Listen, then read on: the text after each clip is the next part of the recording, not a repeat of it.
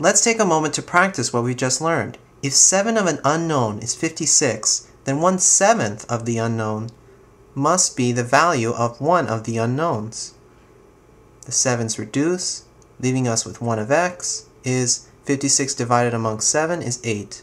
This next one is just like our last one. If 3 of an unknown y is 30, then 1/3 of the unknown must be the value of one of the y's. The 3's reduce, leaving us with 1 y, and if you divide 30 amongst 3, it's 10.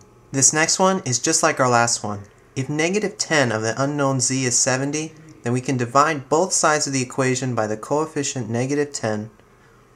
The -10's will reduce, leaving us with 1 of z, which is z, and -10 goes into 70, -7 times. This next one is just like the ones we've done before. If 4 of an unknown k is -34, then if we divide both sides of the equation by 4, the 4's reduce, leaving us with 1 of k, which is k.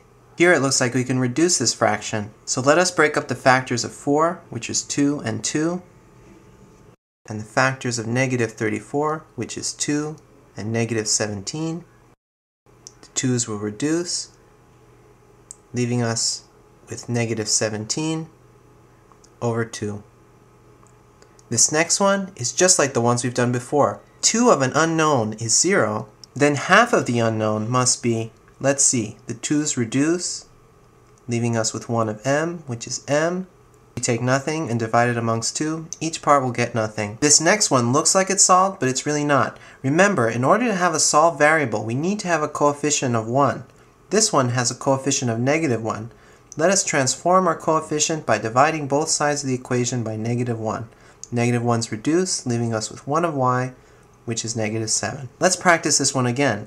If negative of an unknown variable z is 2, then this has a coefficient of -1.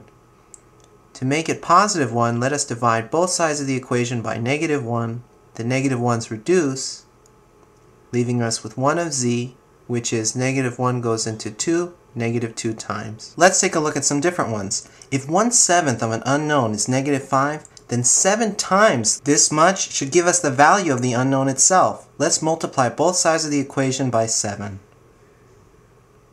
The 7's reduce,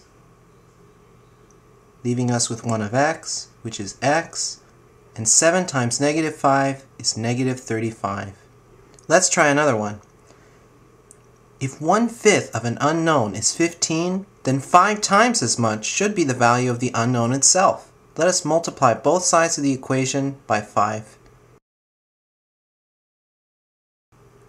The 5's reduce, leaving us with 1 of y, which is y, and 5 of 15 is 75.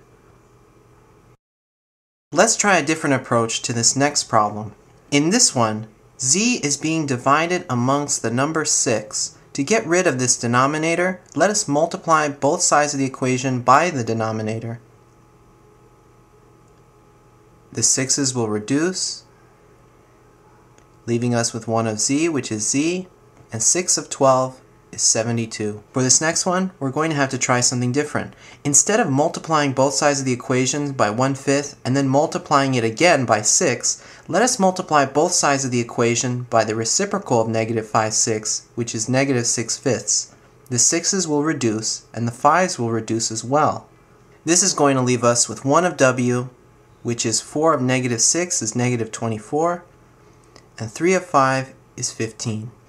Let's skip reducing this one. Here we have 2/7 of an unknown, which is 4. If we multiply both sides of the equation by 7/2, then this should give us the value of one of the unknown x. The 7's reduce, and the 2's reduce as well.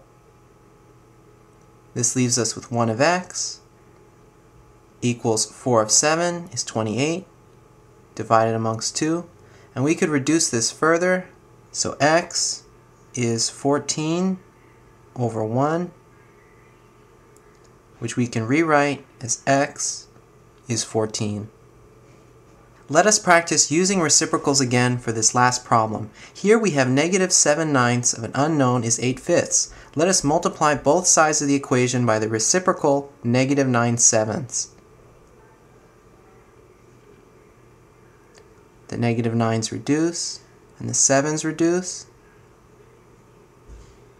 leaving us with 1 of y is negative 9 times 8 is negative 72, and 5 times 7 is 35. Well, I hope this was good practice. Make sure to watch my next video where I show you how to solve for variables whose powers are not 1. See you next time!